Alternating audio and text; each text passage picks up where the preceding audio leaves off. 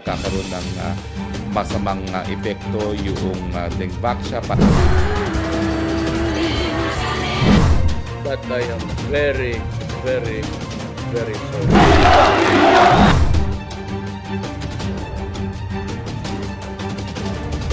Time to know the news of the week. I'm Ria Fernandez. This is the MB Rundown.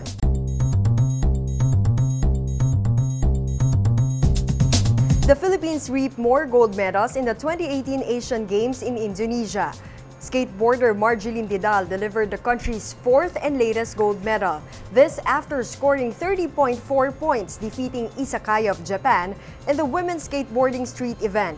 This was the first time the sport was played in the Asian Games. Earlier, 3 Filipina athletes bagged gold medals. The parents of the 19-year-old Cebuana were ecstatic with the success of their daughter. Skate pa ko ma. Siya palitin niya akong skateboard. Kung ako'y kwartaan na ikaw, kasi kanhan lang. Sige. Pati kong sapatos man, okay lang, kaya mantay ka palit.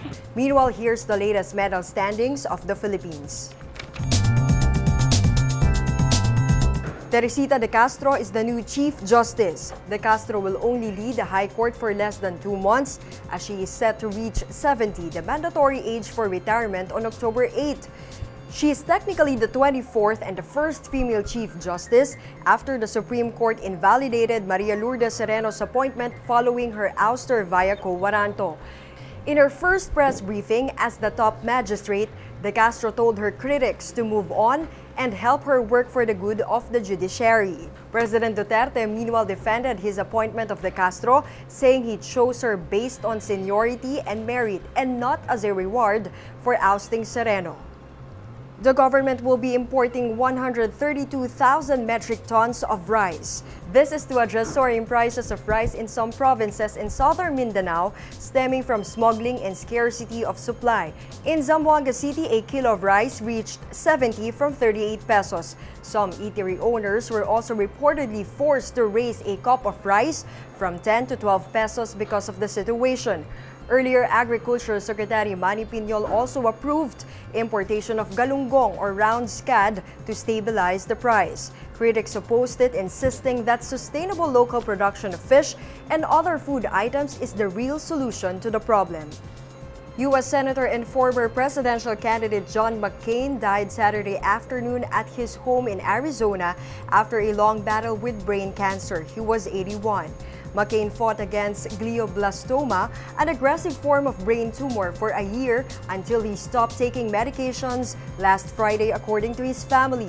Memorial service for him this coming Saturday will be held at Washington Memorial Cathedral. Former American Presidents George W. Bush and Barack Obama are expected to deliver eulogies. However, U.S. President Donald Trump is reportedly uninvited. This as McCain is a known critic of the Trump administration despite being part of the Republican Party. Prior to his political career, McCain was a former naval bomber pilot and a Vietnam prisoner of war. 5 children died after some of them played with lighters, sparking fire in the neighborhood in Tondo, Manila last Monday. The Manila Arson Chief has a few reminders to prevent this incident from happening again. Michael Jimenano and Emily Tolling still can't believe that 5 of their 6 children are now gone. Last Monday, a fire gutted their residence along Laperal Street in Tondo, Manila. Reports said some of their kids played with lighter and ignited their clothes while they were outside. The flames spread quickly, making it difficult for the children to escape. Only 9-year-old John Michael was able to flee and survive. Meanwhile, around 300 families were affected with the blaze. 21 deaths because of the fire have already been recorded in the capital from January to July 2018, according to Bureau of Fire Protection Manila. This is almost 4 times higher than last year's total of 6 casualties. Illegal electric connection topped the causes of fire. Sometimes it's plain negligence. Manila Arson Chief Senior Inspector Reden Alumno said deaths could have only been prevented if only everyone finds the time to join the fire drills. As much as possible, we want to talaga magkaroon ng simulation. Kasi para makita ng tao, ganito pala ito pag nasunog. Here, participants are expected to have at least basic knowledge in extinguishing and escaping fire.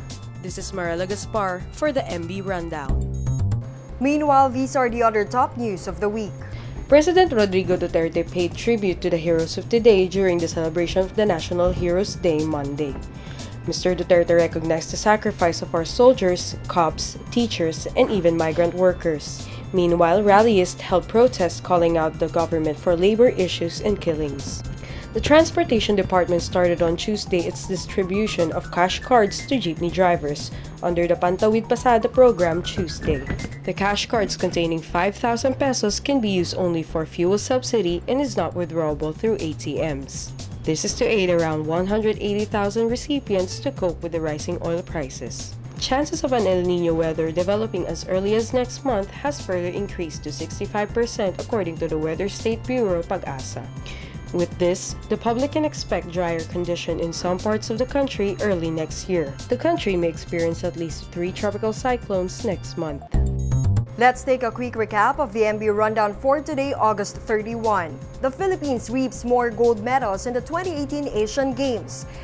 Teresita de Castro assumes as the new Chief Justice. 132,000 metric tons of rice will be imported to address soaring prices of rice. U.S. Senator John McCain dies at 81, and Manila Arson Chief urges the public to take fire drills seriously. And that's the MB Rundown. I'm Ria Fernandez.